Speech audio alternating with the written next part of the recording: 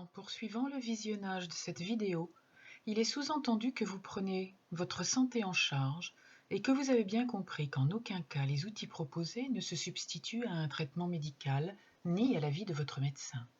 Crealma Coaching Harmonie décline toute responsabilité en cas d'inobservance de ces règles élémentaires de bon sens. Chers amis, bonjour et bienvenue sur cette bulle de sagesse numéro 19. Je voudrais vous parler aujourd'hui de la libération émotionnelle dans le contexte de la maladie.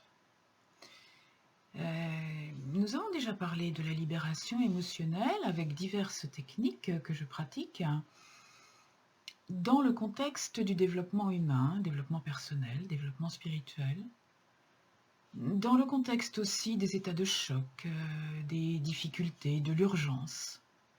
Aujourd'hui, je voudrais parler avec vous de l'aspect de ces maladies chroniques, souvent lourdes et pesantes, douloureuses, pour lesquelles, bien entendu, il n'est pas question de se passer de l'avis du médecin et d'oublier de prendre son traitement.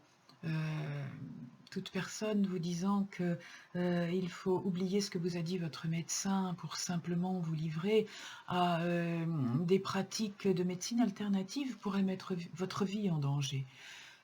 Vous avez confiance dans votre médecin, écoutez-le.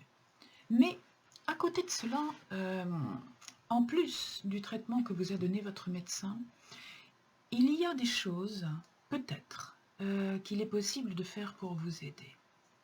Pourquoi ? Parce que la très grande majorité des maladies ont une origine à la base de dérèglement émotionnel et de dérèglement énergétique. Lorsque un organisme est convenablement équilibré, lorsqu'il est en état d'homéostasie, comme on dit, il ne tombe pas malade. Lorsque l'état émotionnel de la personne lui permet d'être sereine, de ne pas connaître le stress, de ne pas vivre dans un déséquilibre biochimique permanent, la personne ne tombe pas malade.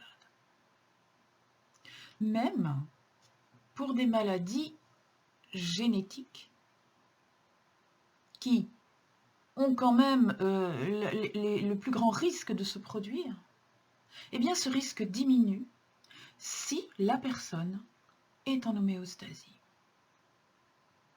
Même pour des maladies contagieuses, des maladies virales, des maladies microbiennes que l'on attrape en se promenant parmi des gens qui les portent. Lorsque notre organisme est en homéostasie, nous avons beaucoup moins de risques de les attraper. Si vous rendez visite à quelqu'un de malade et que vous êtes vous-même en état de déséquilibre, vous allez attraper la maladie. Si vous rendez visite à quelqu'un de malade et que vous êtes bien portant, vous allez traverser la maladie. Et heureusement pour tous les médecins et le personnel hospitalier qui vivent en permanence dans un milieu contaminé, s'ils n'étaient pas capables de résister, ils attraperaient absolument toutes les maladies. Ce n'est pas le cas. La libération émotionnelle, ça permet de dégager ces émotions qui s'incrustent à l'intérieur de notre organisme et qui font comme des nœuds, comme des paquets, comme des kystes émotionnels, comme des tumeurs émotionnelles, et qui plombent notre organisme et qui nous empêchent de vivre, et qui affaiblissent notre organisme parce qu'il essaye de s'en débarrasser. Il n'est pas normal pour un organisme humain de vivre en permanence dans le stress. Il n'est pas normal de vivre en permanence dans la peur. Il n'est pas normal de vivre en permanence dans le chagrin ou la tristesse. Il n'est pas normal de vivre en permanence dans la colère.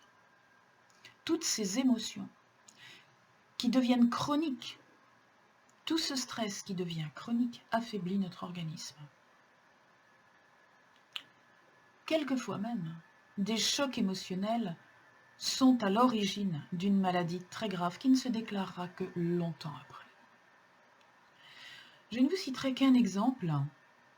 C'est celui de Carey Craig, l'inventeur de l'EFT, Emotional Freedom Technique, qui est une des techniques de libération émotionnelle les plus efficaces. Carey Craig travaillait un jour sur scène avec un monsieur atteint de maladie de Parkinson, qui avait des tremblements extrêmement forts, extrêmement violents. Et à aucun moment, Carey Craig n'a prétendu guérir sa maladie de Parkinson. L'objectif de Carey Craig était simplement de soulager ce monsieur de ces tremblements tellement violents qui le faisaient souffrir. Et il a donc commencé une séance de FT, elle était publique. Il a fait monter ce monsieur sur scène, ce monsieur qui était volontaire, qui était prêt à tout pour essayer de se soulager. Carey Craig l'a fait monter sur scène et a commencé à travailler. A commencé à travailler avec un certain nombre de souvenirs, d'émotions douloureuses, etc. Et à un moment donné de la séance est apparu le problème de la maltraitance que cet homme avait subi de la part de son père. Et au moment d'évoquer cette maltraitance, les tremblements ont décuplé. L'homme était dans un état absolument incontrôlable. Et Carey Craig a travaillé là-dessus. Et après le travail en EFT, les tremblements se sont quasiment apaisés à 100%. Très vraisemblablement, je n'étais pas là.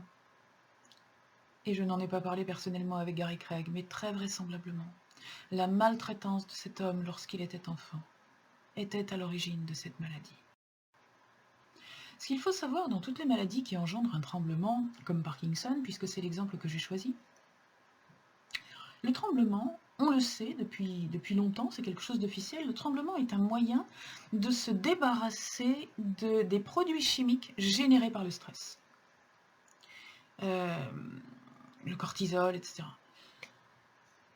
Au point que les vétérinaires ont constaté une chose.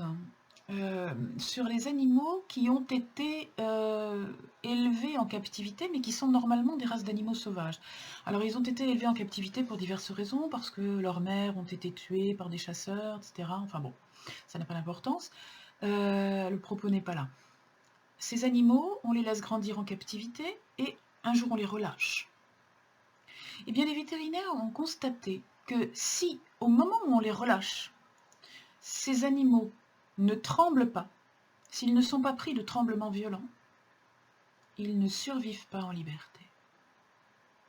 Alors que si au moment où on les relâche, ils tremblent, ils évacuent quelque chose, et une fois évacué ce quelque chose, ils peuvent s'adapter de nouveau à la vie sauvage. Ce ne sont pas des êtres humains, ils ne sont pas mentalisés, ils n'ont pas lu les journaux, ils n'ont pas vu Internet, ils ne connaissent pas toutes ces choses-là. C'est naturel chez eux. Voilà. Et l'être humain a quand même une grande partie de son organisme qui est animal. Donc ces tremblements, ils ont un sens. Peut-être que la médecine scientifique n'en est pas encore à considérer que chez l'être humain, les tremblements dans ces maladies neurodégénératives sont des tentatives de l'organisme, comme la fièvre par exemple, sont des tentatives de l'organisme de libérer quelque chose, de se libérer de quelque chose. En tout cas, lorsqu'on essaye de libérer la personne par des techniques de libération émotionnelle, elle tremble moins. C'est vrai pour les tremblements des maladies type Parkinson, c'est vrai pour les douleurs des maladies de sclérose. Toutes ces maladies neurodégénératives sont des maladies dues au mental. Donc si on rééquilibre, si on redescend la personne un petit peu plus centrée dans son organisme, elle va mieux. Toutes les maladies qui, elles, sont liées à une recrudescence du métabolisme, c'est-à-dire toutes les maladies d'origine tumorale, les cancers, les choses comme ça, on ne peut pas guérir. Je ne vous dirai pas on peut guérir, cela se produit, mais je ne vous dirai pas on peut le faire, même si cela arrive. Néanmoins, on peut soulager énormément tout l'aspect émotionnel qui entoure ces maladies et qui contribue soit à les aggraver, soit à les alléger et à permettre la guérison, à être un tremplin vers la guérison. Puisque les gens qui sont sereins face à la maladie, qui ne se laissent pas ronger par les émotions, ont une chance de guérison infiniment supérieure dans le pessimisme et dans l'émotionnel. Très nombreuses sont les maladies que l'on peut aider à l'aide de la libération émotionnelle. Voilà ce que je voulais vous dire. Encore une fois, je ne vous dis pas nous allons remplacer votre médecin et vos médicaments et vos traitements.